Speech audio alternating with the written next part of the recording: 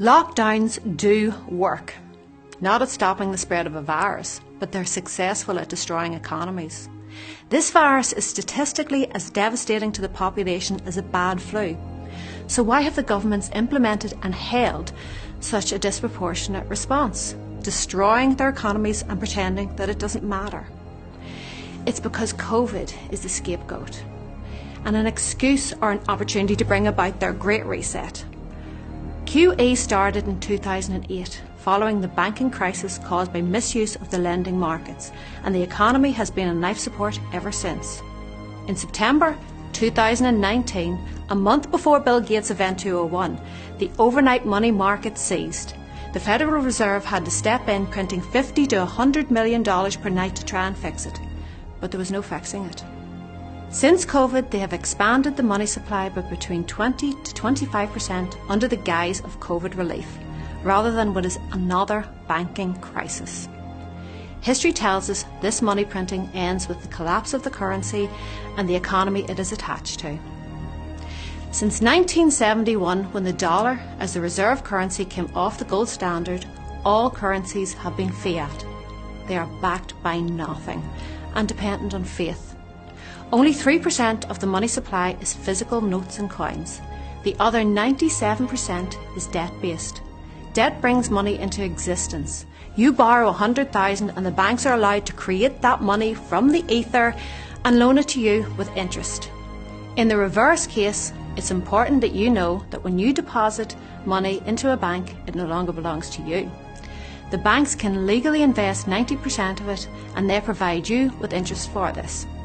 In 2008 we saw bank bailouts, but as of 2014 Ireland and the UK have agreed to bank bail-ins instead, meaning they can legally take your money in a crisis. This is what happened in Cyprus in 2013. The government claims to guarantee a certain amount of deposits, but only hold less than 0.5%, so good luck getting your money back. So the credit markets are under stress. What is the best pressure release valve for the credit markets? To hold back a collapse. It's a weaker economy. This could be part of the reason the economy was shut down. The difficulty they now face in opening back up is when you combine an increase in money supply with an increase in velocity, you're inviting inflation. In 2008, QE was given to the banking sector and large corporations, but in 2020 it was also given to the general public, readily available now to spend. By keeping sectors of the economy closed, you are breaking the velocity.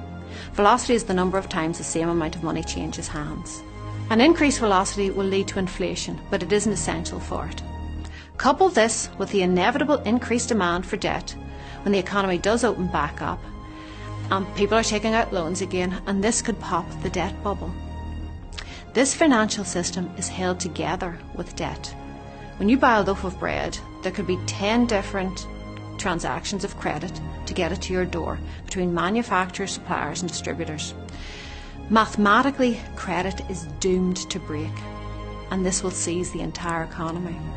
This is why the banks were considered too big to fail. If credit isn't functioning, then products won't be created. When the credit market fails, so does the entire economy. So what do they do? Inflation is inevitable. More money is chasing the same amount of goods and services. That's just how money works.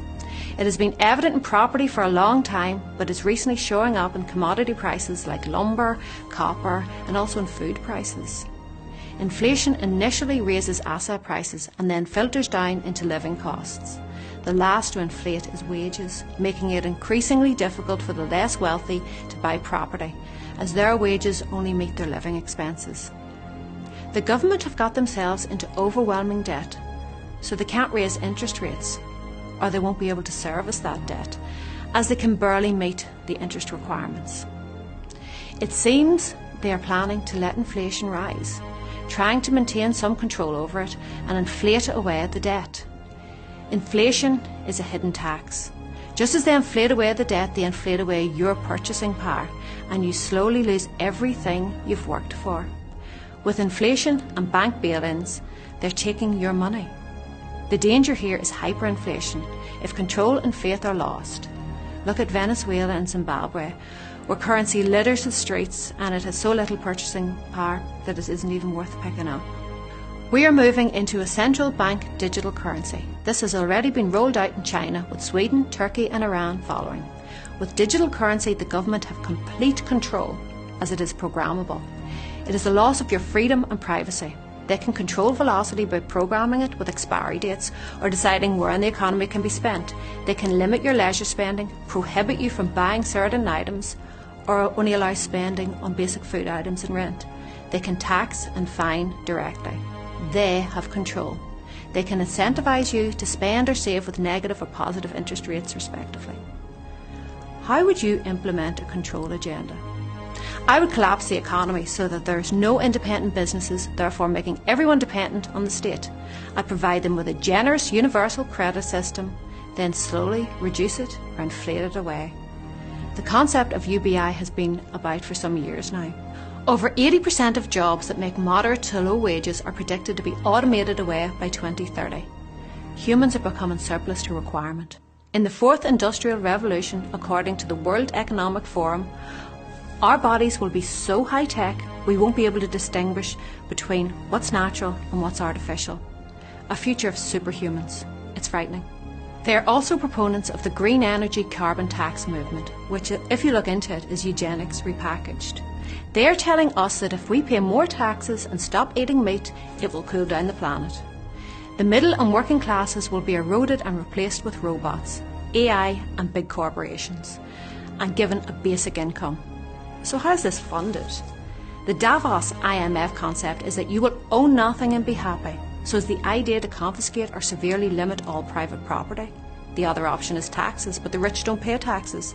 The loopholes are designed to be beneficial to them but too costly for us. While a universal basic income is proposed, the more effective solution to stop the wealth divide would be a universal maximum income with a wealth cap. Let them have 20 million. That's a lot of money. They can buy all the houses and yachts that they want. But it would limit their amount of control and influence. This is the biggest heist of wealth transfer in history. The media does not inform you. Its purpose is to distract and advertise to you. The economy has collapsed under the weight of debt-fueled greed, and the media are silent.